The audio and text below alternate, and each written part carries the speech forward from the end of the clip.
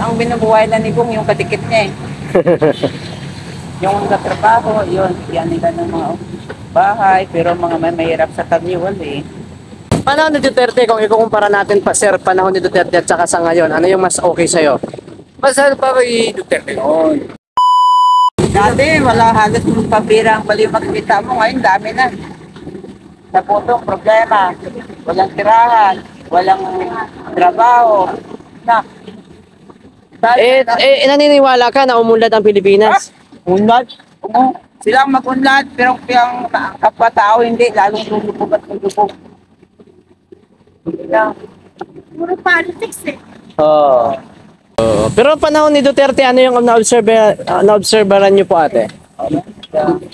Hindi kami nawawalaan. Okay lang ang mga video dito. Tapos, matawa. Ito, madali ang trabaho ng panahon. Okay lang yun. Duterte. Walang ka man ng trabaho sa akin. Trabaho ka dito. Hindi katulad dito ngayon na mahirap. Saka halos dati kay Duterte, walang tao natutulog sa kanya. Panahon ni Duterte yon. Oo. Kasi sagana magtrabaho, sagana sa pera. Pero ngayon hindi, dami na. Ating gabi, pag-ikot sila mula doon hanggang kahit saan, dami na tutulog sa kanya, may mga pamilya, may mga anak. Kahit saan ka mag-ikot. Bumaba Sa mga presyo ng bilihin, ano yung nakikita nyo? sobrang mahal pa. Mahal na mahal. Mahal ang ano? Kahit bagoong mahal pa rin. Bagoong nabili mo, mahal na nga eh. Grabe no? Sobra.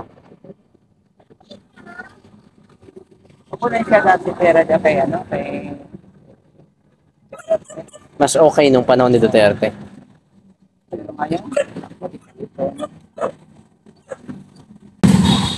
Ang binubuhay na ni Bong yung kadikit niya eh. Yung katrabaho, yun, yan nila ng mga bahay, pero mga may mahirap sa Taniwal eh.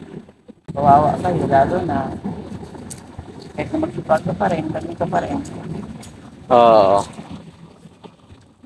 Grabe talaga no? Grabe yung ano ngayon. Hindi kasi, sinasabi nga kasi ng mga kabila talaga, mga vlogger ni Bongbong unlad na daw ang Pilipinas. Sila lang na Sa kanila eh, sinapaboran sila ni Bongbong Marcos. Sumagana na daw ang Pilipinas mga tao, hindi na daw naghihirap eh. Nako, gumala sila sa kalye. Araw-gabi makikita nila. Doon, pumunta lang pagkala Pilipinas, masin ng Pilipinas. Ang daming baliw dahil sa gutom. Ang daming homeless dahil sa walang bahay. Walang trabaho. Ang mabuting tao, mabuting pag-iisip, gumagawa ng masamang paraan dahil sa ang pamilya ay nagugutom. Walang pera, walang ganun, lahat-lahat. Panahon ni Duterte, kung ikukumpara natin pa sir, panahon ni Duterte at saka sa ngayon, ano yung mas okay sa'yo? Mas ano pa kay Duterte noon?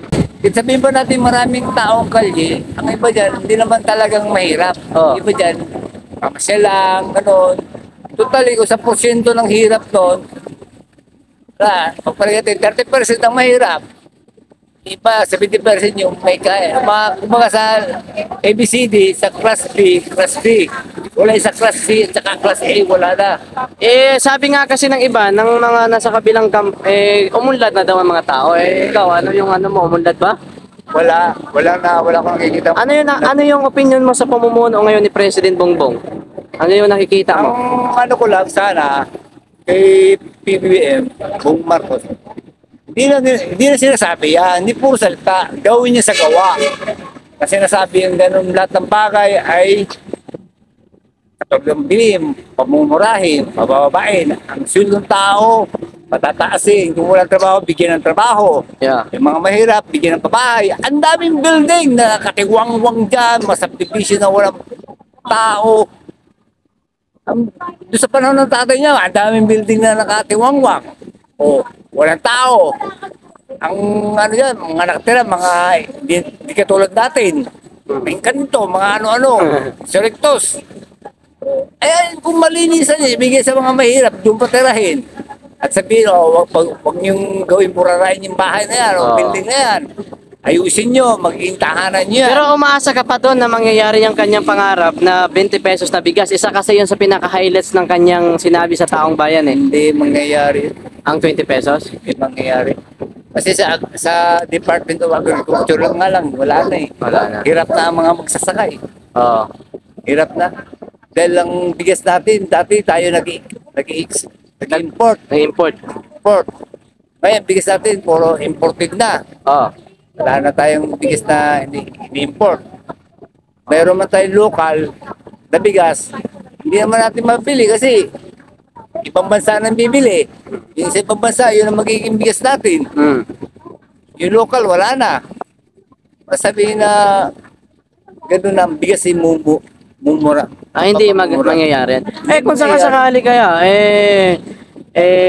tumakbo itong si Sara Duterte bilang. Pero naging satisfied naman kayo pala sa pamumuno ni Duterte. Oo naman, siyempre. Okay naman si Digong. Okay na okay. Wala akong maano sa pamumuno niya. Ano yung mga nakita mo na ginawa ni Duterte nung siya'y namuno? Yun lang, ano ko lang, yung sa seguridad ng tao pag tuwing gabi. Mas okay. Mas okay. Kakauwi ka na matiwasay sa bahay na walang anumang mangyayari sa daanan. Seguridad. Wala kang masalubog na mga salarin sa daanan, mga anuman. Kamusta naman ang presyo ng mga bilihin na panahon po ni Digong? So, okay naman ang nilitidog nun, yung bilihin. Kaya pa ng bulsa. Yeah. Sandaan mo, sa pagkain mo na yun, Oh. mabibili mo na. So far, sa ngayon, wala na. Yung sandaan mo, wala na. Pitpit ng kaligingan mo na lang. Yan ang mabibili mo. Oh.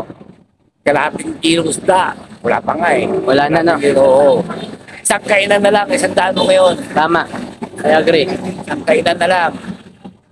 Sa panahon ni Digong, isang daan mo, maaari pa maghapon yung pagkain. Oh. Kung kayo dalawa lang, maaari. Kung may pamilya, siguro isang kainan lang yun. Pwede na. Kasi masasapat pa rin yun. Sapat. Ngayon na 100, Isang kainan na lang, wala na. Halos, kumbaga sa ano, magagawang pa kayo eh. grabe no. Kung sa bigas lang, siyempre magkano ng bigas? 16 ang kilo. Oh. Umabot na nga nung bumili ako nung nakaraan 70 na eh. O, 70 na. Ay, yung 30 mo, ano mabibili sa 30 mo na ulam? Paring tuyo. Itlog. Itlog na 3.20. Mantika mo pa. Para pa pagluto Gas mo pa. ang gas mo. O, wala na. Kalimitan dyan, tuyo.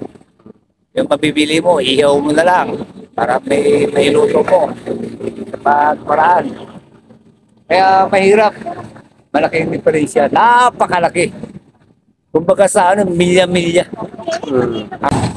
Ang Pilipino, hindi kayang mahalin ang sadyang bansa niya. Sabi. Hindi raw tayo mapagmahal sa bansa. Tayo pa nga puputawag eh.